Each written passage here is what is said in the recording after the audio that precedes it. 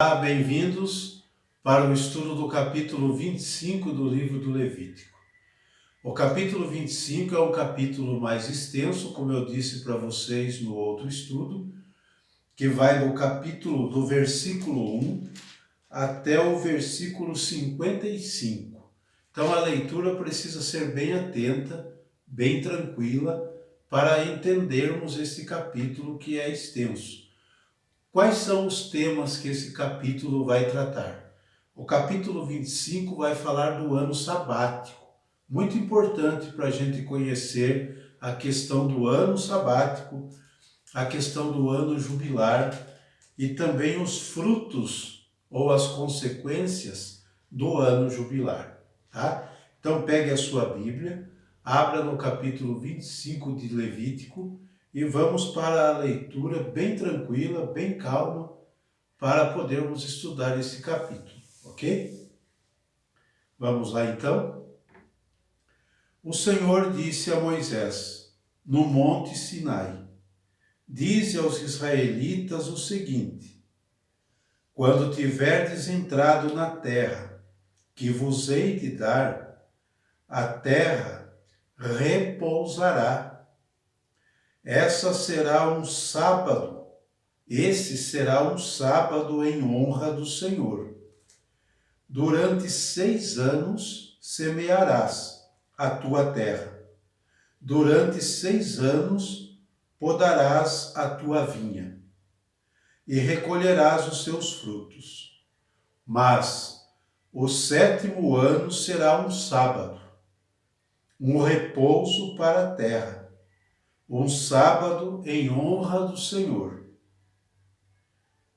Não semearás o teu campo, nem podarás a tua vinha.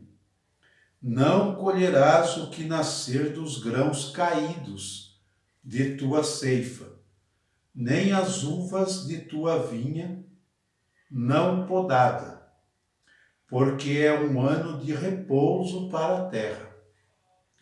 Mas o que a terra der espontaneamente durante o seu sábado vos servirá de alimento, a ti, ao teu servo e à tua serva, ao teu operário ou ao estrangeiro que mora contigo.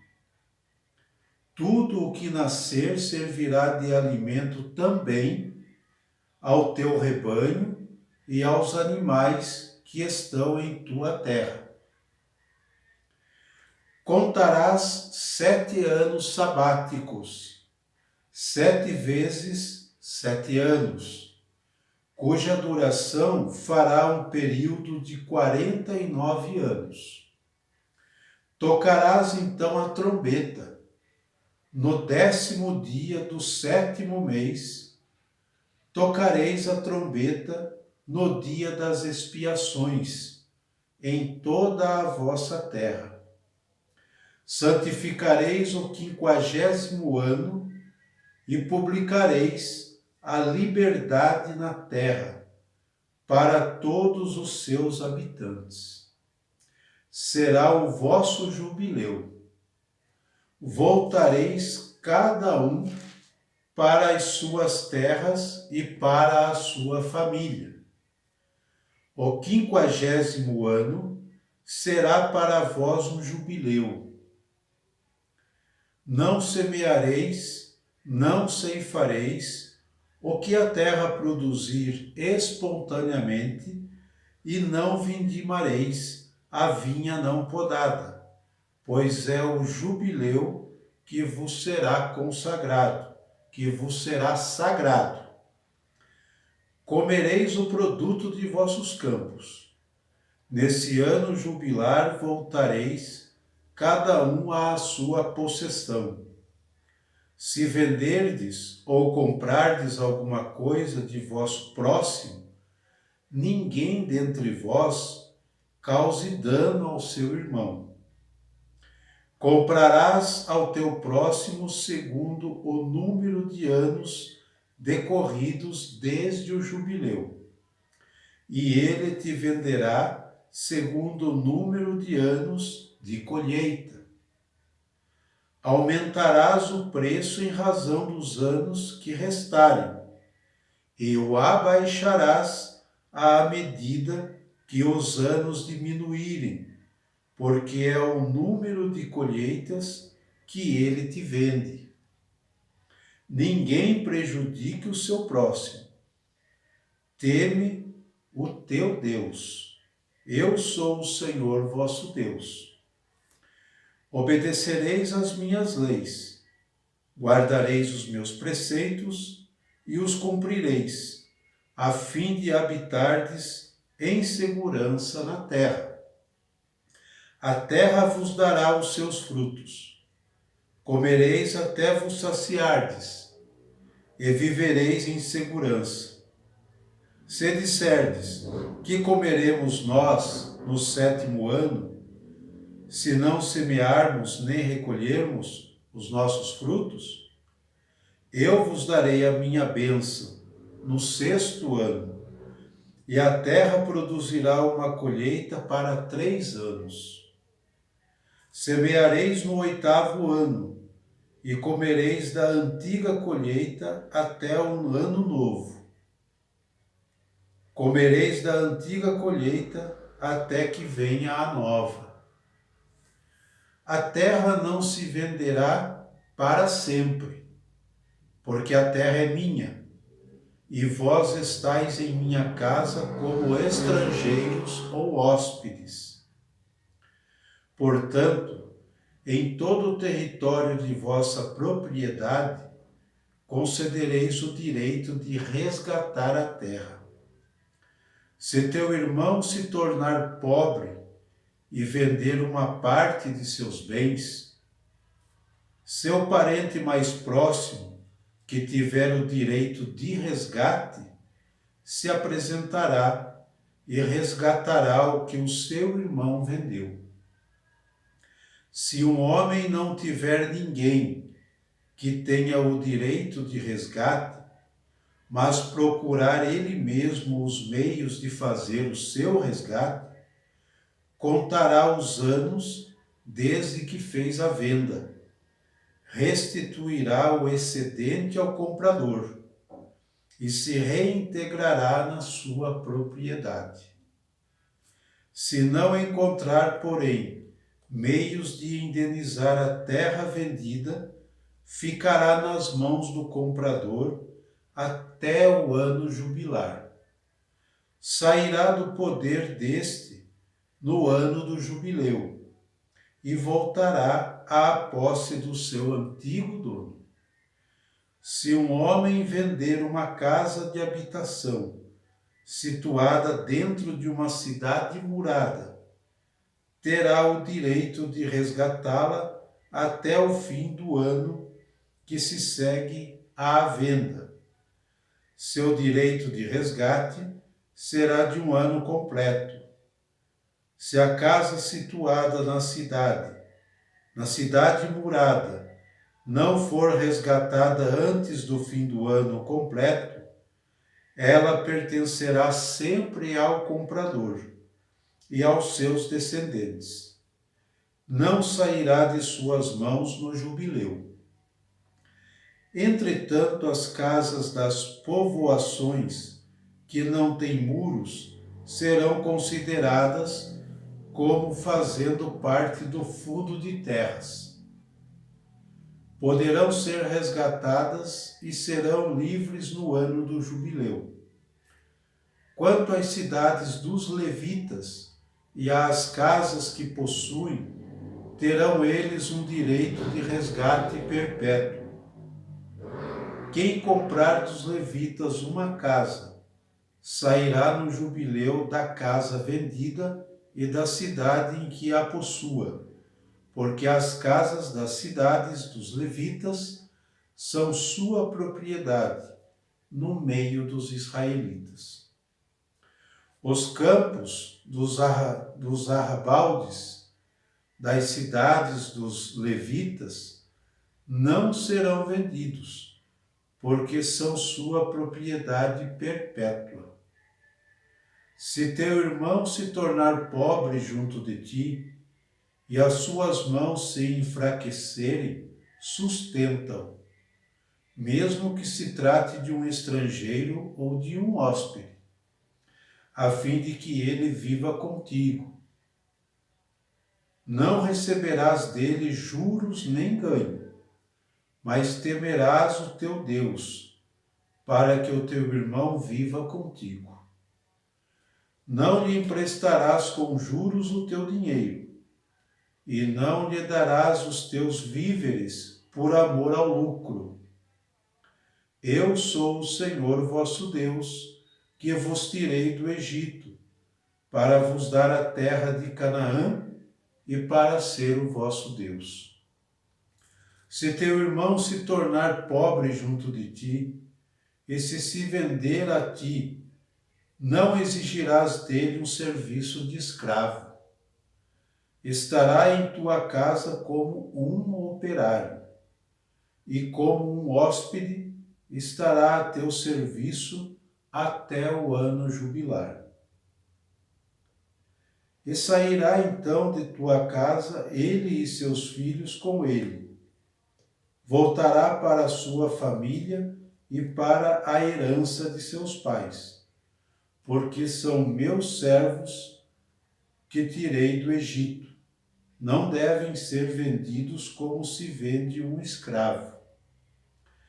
Não dominarás sobre ele com rigor, mas temerás o teu Deus. Vossos escravos, homens ou mulheres, os tomareis dentre as nações que vos cercam. Delas comprareis os vossos escravos, homem ou mulheres. Podereis também comprá-los dentre os filhos dos estrangeiros que habitam no meio de vós, das suas famílias que moram convosco, dentre os filhos que eles tiverem gerado em vossa terra, serão vossa propriedade. Podereis deixá-los por herança a vossos filhos, depois de vós, para que os possuam plenamente como escravos perpétuos. Mas quanto a vossos irmãos, os israelitas, não dominareis com rigor uns sobre os outros. Se tornar rico o estrangeiro, estabelecido no meio de ti, e teu irmão, seu vizinho, se tornar pobre, e se vender a esse estrangeiro que vive no meio de ti, haverá para aquele que se vende um direito de resgate. Um de seus irmãos poderá resgatá-lo. Seu tio, o filho de seu tio, ou um de seus próximos parentes poderá também resgatá-lo. Ou então ele mesmo se resgatará, se conseguir os meios de fazê-lo. Com aquele que o tiver comprado, fará a conta, desde o ano em que se vendeu a ele até o ano jubilar. E o preço de venda se estimará segundo números dos anos, avaliando seus dias de trabalho como os de um operário. Se houver ainda muitos anos, pagará o seu resgate em razão desses anos, segundo o preço pelo qual foi comprado. E se faltarem poucos anos até o ano jubilar, fará a conta disso e pagará o seu resgate em proporção ao número desses anos. Ele estará em sua casa como um operário, que trabalha ano por ano, e o comprador não o tratará com rudeza à tua vista. Se ele não for resgatado de nenhuma dessas maneiras, sairá livre no ano jubilar, ele e seus filhos. Porque os filhos de Israel são meus servos que tirei da terra do Egito. Eu, o Senhor vosso Deus. Aqui É uma leitura grande do capítulo 25, mas muito interessante, como eu dizia para vocês no início. Começando do primeiro ponto, já o nosso estudo, vamos para os versículos de 1 a 7, que trata do ano sabático, um ano em que a terra deve descansar. É o sábado da terra. Só que este sábado da terra é um ano. Por isso se chama ano sabático, tá? O ano sabático da terra, legislado já lá em Êxodo, capítulo 23, versículos de 10 a 11, inspira-se no mesmo esquema de 6 dias de trabalho e o 7º de descanso para os humanos, para a humanidade, para os humanos, que segundo a corrente sacerdotal é uma maneira de continuar o modo de agir do Criador.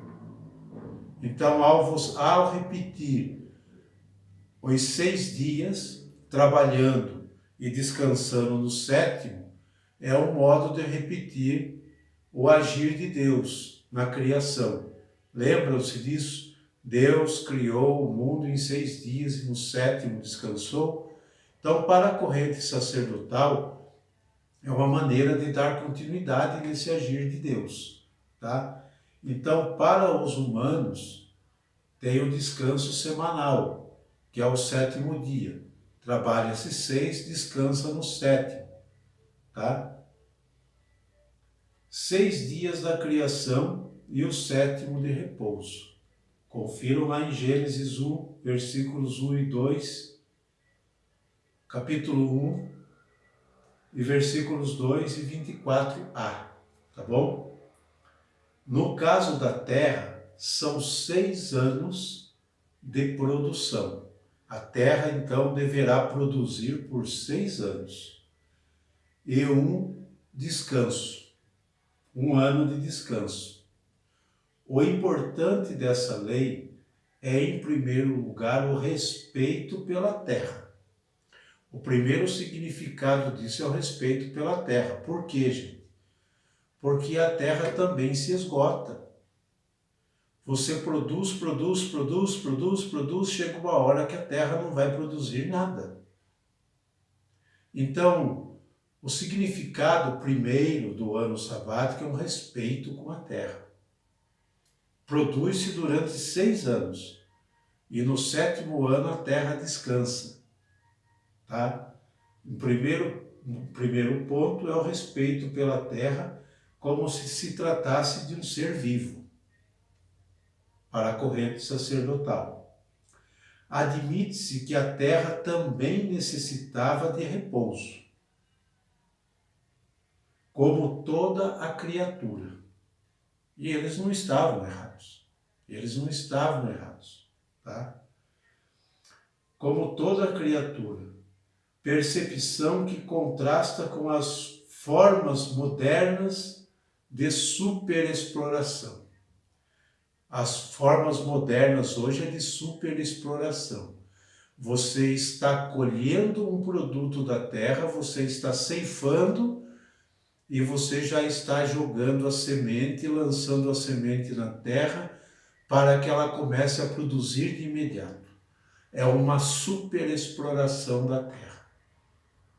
É um contraste muito grande com aquele tempo, com a cultura do povo israelita daquela época do Antigo Testamento, com os tempos modernos de hoje. Tá? Muito contraste. É uma superexploração agrária. Em segundo lugar, os frutos que a terra espontaneamente gerasse durante o ano sabático não seria alimento apenas dos donos da terra, como nós vimos no texto aqui, mas também do escravo, da escrava, do diarista que trabalhava na terra. Tinha os diaristas que ganhavam por dia para lavrar a terra, para fazer a colheita. Então, no ano sabático, o alimento era para todos. O que a terra produzisse espontaneamente, todo mundo tinha direito de usufruir, não só o dono. Isso é interessante. E isso está neste capítulo 25 que nós acabamos de estudar, de ler, né? Não seria alimento apenas do dono, mas também do escravo, da escrava, do diarista, do imigrante, do gado e dos animais selvagens. Todos podiam desfrutar do que a terra produzisse espontaneamente, porque ela não foi lavrada por ninguém, ela produziu espontaneamente durante o ano sabático. Interessante, se pensava em todos, para que ninguém passasse necessidade.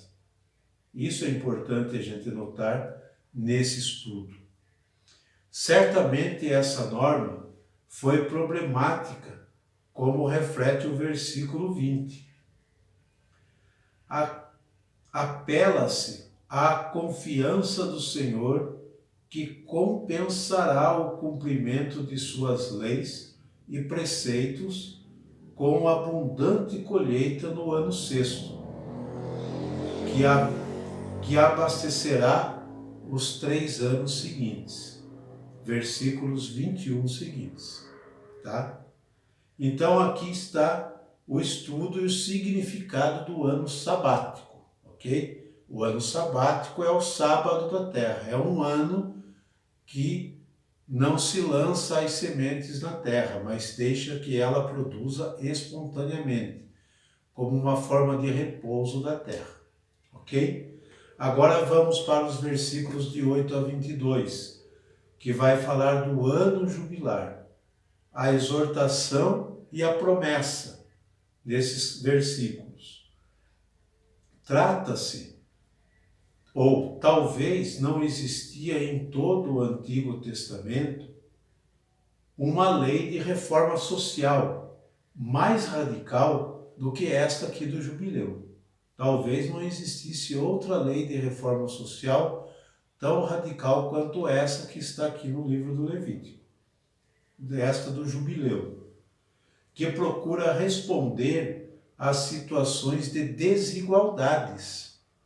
Essas leis procuram responder às situações de desigualdade que o povo vive, tá? E de injustiça social. Era o que a monarquia trazia consigo.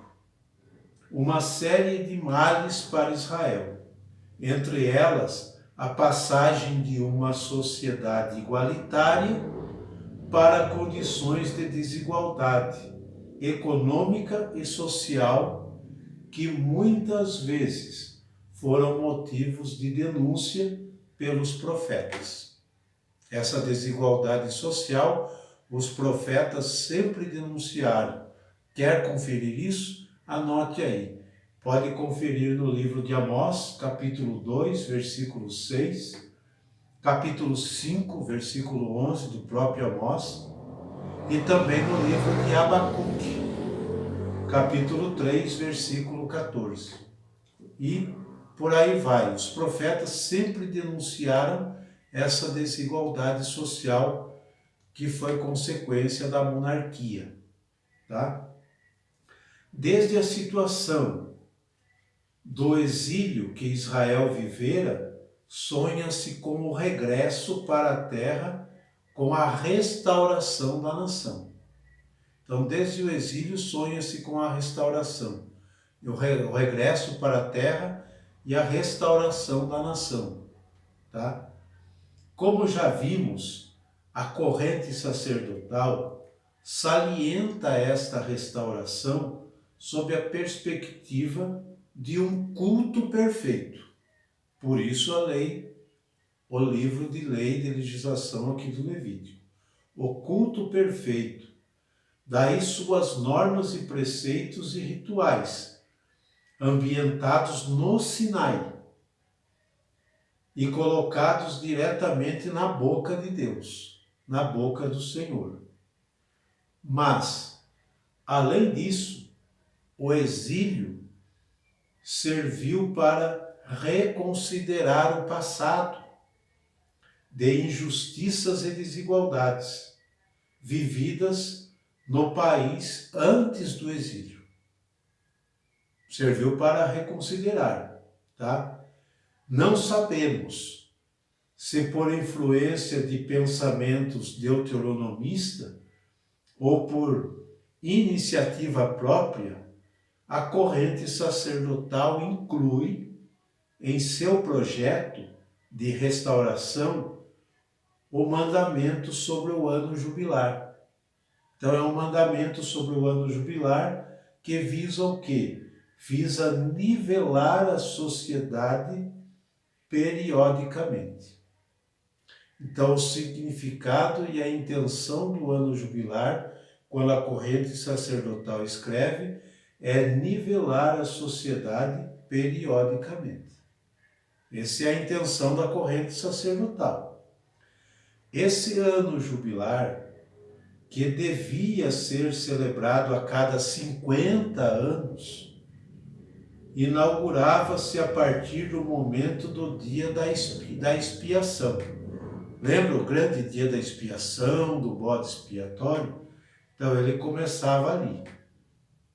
Nesse dia, devia-se soar a trombeta, tocar a trombeta, por todo o país, cujo som era o aviso do início do retorno para a casa daqueles israelitas que, por seu empobrecimento, haviam sido forçados a venderem-se como escravos. A recuperação das propriedades que haviam vendido também pelo empobrecimento, e o perdão ou a desobrigação das dívidas. Então o ano jubilar era para isso. Versículos de 10 a 17. Então o ano jubilar era o quê? O ano jubilar era para que aqueles israelitas que foram forçados a se venderem como escravos, eles e seus filhos, podiam estar livres no ano jubilar. Toda a dívida que algum israelita deviam eram sanadas no ano jubilar. É o perdão das dívidas. E aqueles que tinham dado terras a propriedades, também por causa de dívidas, poderiam resgatá-las, poderiam pegá-las de volta. Esse é o ideal que está aqui, bem entendido. Tá? Vamos continuar o nosso estudo. Esse é o sentido do ano jubilar. Tá? O resgate da terra, a ficar livre da escravidão, o perdão das dívidas. Tá? Ao que parece, o jubileu nunca se realizou em Israel, depois da regressão do exílio. Depois que o povo volta do exílio, esse ano jubilar nunca aconteceu de fato, depois do exílio, tá? Ao que parece em estudos feitos, ok? Ao menos não existe registro em nenhum lugar, em nenhum dos livros do Antigo Testamento sobre isso, que esse ano jubilar aconteceu, mas está aqui. É um ideal, mas ele nunca aconteceu, tá? Pouco a pouco, a sociedade do pós-exílio, a sociedade que voltou do exílio, ou nada, pouco a pouco, a sociedade do pós-exílio voltou a constituir-se de ricos e pobres. Poucos com muito e muitíssimos com pouco ou nada. A verdade é essa. O pós-exílio foi assim, tá? Do povo eleito. Nós estamos falando do povo eleito. Muitíssimos com pouco ou quase nada, tá? O ano jubilar, reclamado por aqueles que viam-no como a oportunidade de salvação, de voltar a começar, enfrentou muitos percalços pelo caminho. interpostos certamente por aqueles que manobravam o poder, tá? Eles viam e demonstravam que seria um desastre econômico para a nação devolver ao empobrecido o que por justiça lhe cabia. Então eles não devolviam, com o velho discurso de que economicamente seria um desastre para a nação. Então o povo nunca tinha de fato a sua terra de volta. Tá?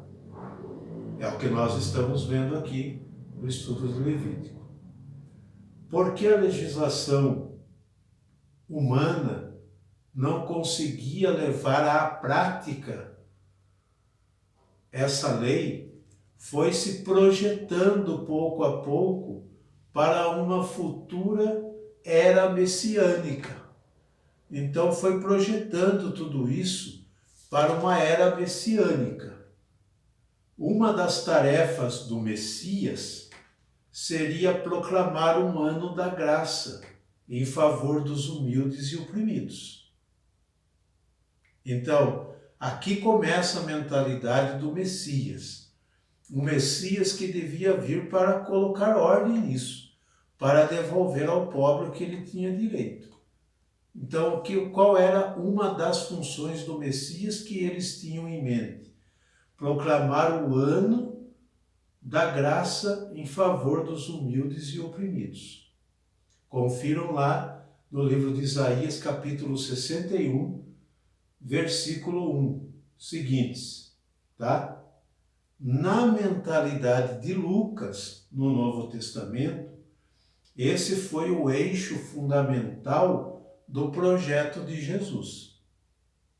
Quando você pega o capítulo 4 de Lucas, que Jesus vem do deserto, e Jesus vai na sinagoga e abre o livro, e fala que ele veio para proclamar o ano da graça do Senhor, Lucas vê esse aqui como um eixo, né, do projeto de Jesus. Jesus começa por esse eixo a sua missão, a missão de proclamar o reino de Deus. Ok? Versículos de 23 a 55. É um capítulo um pouco extenso, por isso que eu disse para vocês. Agora nós vamos ver as consequências do ano jubilar. As leis contidas nesses versículos podem ser vistas como consequências da ordem sobre o ano jubilar, mas também podem ser entendidas como preparatórias para o jubileu. Existe uma perspectiva muito importante a respeito da terra. Ela é propriedade do Senhor, a terra é propriedade de Deus, que a emprestou aos israelitas e eles são simplesmente hóspedes do Senhor e peregrinos nesta terra. Versículo 23. Pode-se negociar os terrenos e as casas, mas nunca se fará de maneira absoluta ou definitiva, e sim visando o que possa voltar para as mãos do seu dono ou para alguém de sua descendência. Versículos 24 a 28. Tá? O empobrecido de um irmão não pode ter como contrapartida o enriquecimento do outro, sem derrubar o projeto de justiça. O projeto de justiça de Deus. Este sim devia ser motivo de análise frequente em tantas comunidades do nosso meio de hoje. Tá? Da legislação sobre a compra e venda de propriedades passa-se às relações sociais que se fundamentam na mesma dinâmica da compra e venda, com a possibilidade de que o próprio ser humano seja objeto de comércio. Em favor do israelita, propõe-se tratá-lo como irmão, não explorá-lo, nós vimos na leitura aqui, nem abusar dele, nem mesmo tratá-lo como escravo. Isso não valeria no caso de os escravos provirem de outros povos ou etnias, tá? Esses sim podiam ser comprados ou vendidos como qualquer outro objeto comercial. Faziam parte do patrimônio familiar e inclusive podiam ser deixados aos filhos como herança. Deixar um escravo como herança para os filhos. Está no versículo 48. E estamos concluindo. É claro que essa legislação não se adequa ao nosso modo atual de pensar. Essa legislação não se adequa ao nosso modo atual de pensar e às nossas aspirações por uma sociedade justa. Mas era o que de melhor a escola sacerdotal podia propor em consequência com sua maneira de ver e de pensar as relações de Deus com Israel e de Israel com Deus. Tá? Num determinado momento de sua história, isso aqui foi vivido num determinado momento da história de Israel. Tá bom? De todos os modos, não se deve esquecer que sempre é necessário comparar cada passagem com o critério de justiça absoluta de Deus, como eu já disse em estudos passados, que quer a igualdade e justiça para cada um de seus filhos e filhas, sem distinções de nenhum tipo, nem mesmo religioso. Ok? Então esse é o estudo do capítulo 25 de Levíticos. Extenso, comprido, mas muito interessante e rico de detalhes. Ok? Aguardo vocês para o próximo estudo, que é o penúltimo capítulo, que é o capítulo 26 do livro de Levíticos. Um abraço a todos e até o próximo estudo.